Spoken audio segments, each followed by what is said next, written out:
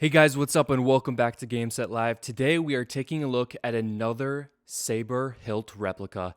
Super excited about this one. If you remember from the last one, it's actually up there.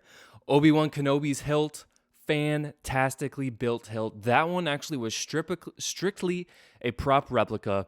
This one is a little bit different, but for my purposes, it's going to be the same exact concept. So this hilt is KR and OR's replica hilt saber. Now, KR saber, not quite sure what KR stands for. OR, however, is One Republic sabers. They basically work in collaboration to make the hilt what it is with the full electronic board. However, this one currently does not have the full electronic board, but it does have the capabilities to do so, unlike the Obi-Wan Kenobi hilt that you saw last time. I wanted to take you to the KR Sabers website and show you a little bit about what they're doing. I actually did a little bit of research on OR Sabers. Couldn't find anything on there. I'm not sure if they're really doing anything anymore, but I know KR Sabers is doing really well right now. They have a lot of sabers. As you can see on the website, they even have this puppy still there as I believe one of their flagship sabers, Saber hilts. So they specialize in Graflex, the Palpatine's Darth Sidious saber. They also do the Obi-Wan Kenobi Episode 4 saber, and of course Qui-Gon Jinn's saber. So they have a lot of stuff on that website. They are based in the UK, so for us in America, it's a little more expensive to get their stuff shipped over here. But based on this hilt itself, and seeing what I've seen from their reviews, they have a lot of reviews on YouTube. I'm pretty sure they have a Facebook page as well. They offer a really great product, really great service. From my understanding, it's mainly one guy that pretty much does everything. So taking that into consideration, it's pretty amazing the output he's able to do. And from his website, you can see he is all booked up for a while. There's not too much going on, which is honestly what we'd expect with Qui-Gon's hilt. Is you may recognize it from the movies. I would hope you'd recognize it from the movies. It's relatively simple. Of the most distinguishing features, obviously, are the shroud. This aluminum shroud here, very reflective, very metallic, the brushed aluminum here, and of course the deep grooves, very distinguishing. And as you can see from the reflection, there are no gaps that go into the hilt itself, which I think really makes this hilt stand out. In some other hilts, you can really see the inside of the hilt, which really doesn't make for a great hilt. But the top with the emitter cover, it's pretty standard. I think it really speaks to Qui-Gon Jinn himself, and not being a very flashy Jedi, sort of just being a solid Jedi to get the job done. Now, for more of a technical aspect, for some of the practical effects or practical uses of this hilt, I actually don't have a Allen head to get this cover tech screw off, but all this will do is this will come off, you'll unscrew this, and the shroud will slide out, and that's pretty much it with the shroud. However, the bottom does unscrew. Now, because I'm solely using this for display purposes, there are some weights put in here to give it a little more heft, but essentially you have this much room for the speaker down bottom right here, this bottom section, because of course with the gaps, you can't really fit any electronics down there. So that does make it a little tougher. And the other portion of it is with the button. This whole section comes unscrewed, and you can fit your button, on-off button in there. And of course, because I don't want it shaking and rattling around, I did stuff some paper towels up in there. The other part of this blade that I'm not sure if it was tightened just because the previous owner was only using it for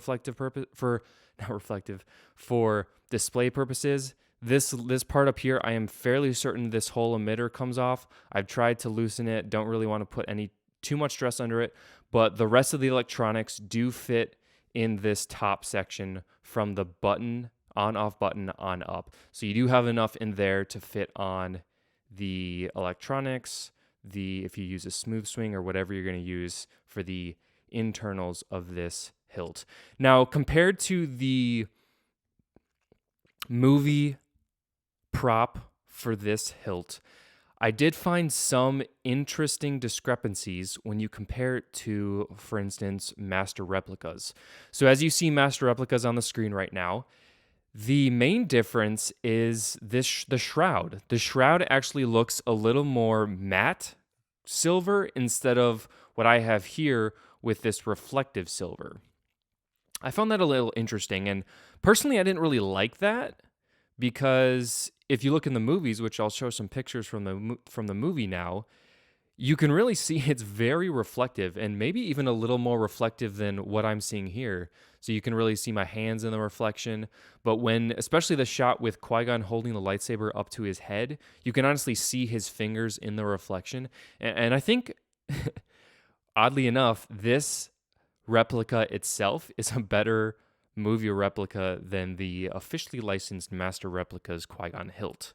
So just something to take into consideration if you're solely collecting this for a display purposes instead of making the lightsaber with a light itself. But all things considered, this is just a fantastic hilt. And of course, I'll give you a length here.